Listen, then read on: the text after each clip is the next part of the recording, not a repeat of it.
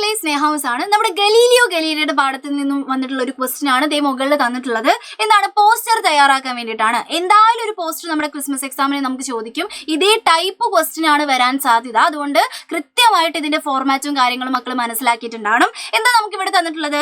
15 ഫെബ്രുവരി Galileo ദിവസമാണ്. നമ്മുടെ ഗലീലിയോയുടെ ദിവസമാണ് 15 ഫെബ്രുവരി എന്ന് പറയുന്നത്. ആ ഒരു ദിവസത്തിൽ എന്താണ് നിങ്ങളുടെ സ്കൂളിൽ വിഖ്യാൻ പ്രദർശനി ഹോനെ വാലി ഹേ, ഒരു സയൻസ് എക്സിബിഷൻ നടക്കുന്നുണ്ടെന്ന് വിചാരിക്കുക. इसके प्रचार के लिए പോസ്റ്റർ തയ്യാർ കരെ. ഇതിനെ പ്രചരിപ്പിച്ചുകൊണ്ട് ഒരു പോസ്റ്റർ തയ്യാറാക്കാൻ വേണ്ടിയിട്ടാണ് പറഞ്ഞിട്ടുള്ളത്. സാധാരണ ലെവൽ പോസ്റ്റർ ആണോ ഇത്? അല്ല.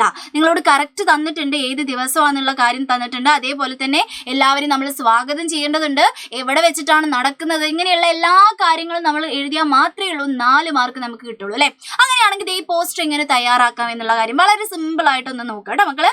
ഇതേ രീതിയിലാണ് ഫോർമാറ്റ് ഏകദേശം വരിക. ഇനി അഥവാ ഗലീലിയോയുടെ പാഠത്തു നിന്നല്ലെങ്കിൽ വേറെ ഏതെങ്കിലും പാഠത്തുനിന്നും ഇതേ രീതിയിൽ പോസ്റ്റർ എഴുതാൻ വേണ്ടി ചോദിക്കും. അതുകൊണ്ട് നിർബന്ധമായിട്ടും ഈ ഫോർമാറ്റ് പഠിച്ചു വെച്ചിട്ടുണ്ടാവണം. ഓക്കെ, ഏത് ദിവസമാണ്? ക്വസ്റ്റ്യൻ പേപ്പറിൽ തന്നെ പകുതി ആൻസർ ഉണ്ടാവും എന്നുള്ള കാര്യം ആദ്യം മനസ്സിലാക്കുക. എന്താണ്? ഗലീലിയോ ദിവസമാണ്. അപ്പൊ മക്കൾ എന്ത് ചെയ്യുന്നു? ദേ ഗലീലിയോ ദിവസ് എന്ന് ചക്ക വലുപ്പത്തിൽ എഴുതി വെക്കുന്നു. അത് കഴിഞ്ഞിട്ട് എന്താ സംഭവിക്കുന്നത് നോക്കുക. വിഖ്യാൻ പ്രദർശനിയാണ്, സയൻസ് എക്സിബിഷൻ ആണ് നടക്കുന്നത്. വേണമെങ്കിൽ 2025 നടക്കുന്നത് എന്നുള്ള കാര്യം എഴുതി വെക്കാം. എന്നിട്ട് ഏത് ഡേറ്റ് ആണ്? ഡേറ്റ് നിങ്ങൾക്ക് ഇത് ഇവിടെ തന്നെ തന്നിട്ടുണ്ട്. എന്താണ്? 15 ഫെബ്രുവരി ആണ്. അപ്പൊ നിങ്ങൾ 15 ഫെബ്രുവരി 2025 എന്നുള്ള കാര്യം എന്ത് ചെയ്യുന്നു? നിങ്ങൾ എഴുതുന്നു. ഓക്കെ, അത് കഴിഞ്ഞിട്ട് ഏത് സമയത്താണ്? ഡേറ്റ് എഴുതണം, ഡേ എഴുതണം, പ്ലേസ് എഴുതണം. ഈ 3 ആൾക്കാരും ഇല്ലാതെ പോസ്റ്റർ എന്ന് പറഞ്ഞ പരിപാടിയേ ഇല്ല. നിങ്ങൾ നിർബന്ധമായിട്ടും എഴുതണം. നോക്കിക്കേ, സുബ 11 ബജെ, നിങ്ങൾക്ക് ഇഷ്ടമുള്ള ഒരു ടൈം എഴുതി കൊടുക്കുക കേട്ടോ. 11 മണി എന്ന് നമ്മൾ എഴുതി. ഓക്കെ, സ്കൂൾ സഭാഗൃഹ, സ്കൂളിലെ ഓഡിറ്റോറിയത്തിൽ വെച്ചിട്ട്, ഓഡിറ്റോറിയത്തിൽ നമ്മൾ സഭാഗൃഹ എന്ന് പറയുന്നു, ഓഡിറ്റോറിയത്തിൽ വെച്ചിട്ടാണ് നടക്കുന്നത്.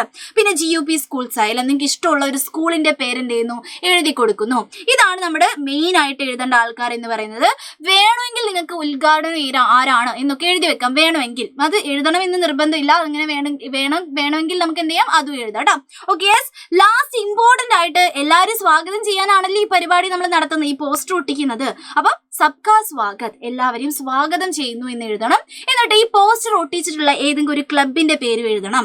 ഇവിടെ നമ്മൾ വിഖ്യാൻ ക്ലബ് എന്ന് എഴുതുന്നു, സയൻസ് ക്ലബ് എന്ന് എഴുതുന്നു. ഏതെങ്കിലും ഒരു ക്ലബിന്റെ പേര് നിങ്ങൾ എഴുതി വെക്കണം. എന്നിട്ട് ഒരു ബോക്സ് ഒക്കെ വരച്ച് സുന്ദരക്കുട്ടപ്പനാക്കി വെക്കുക. വേണമെങ്കിൽ എന്ത് ചെയ്യാം? കുറച്ച് പിക്ചറൊക്കെ വരച്ചു കൊടുക്കാം. ഇതാണ് നമ്മുടെ പോസ്റ്ററിന്റെ ഫോർമാറ്റ് എന്ന് പറയുന്നത്. 4 മാർക്കാണ്. ഇത് വിട്ടുപോകരുത്. നിർബന്ധമായിട്ട് നമ്മുടെ ക്രിസ്മസ് എക്സാമിന് പഠിച്ചിട്ട് പോകുക കേട്ടോ. ചാച്ചാ, ബൈ ബൈ.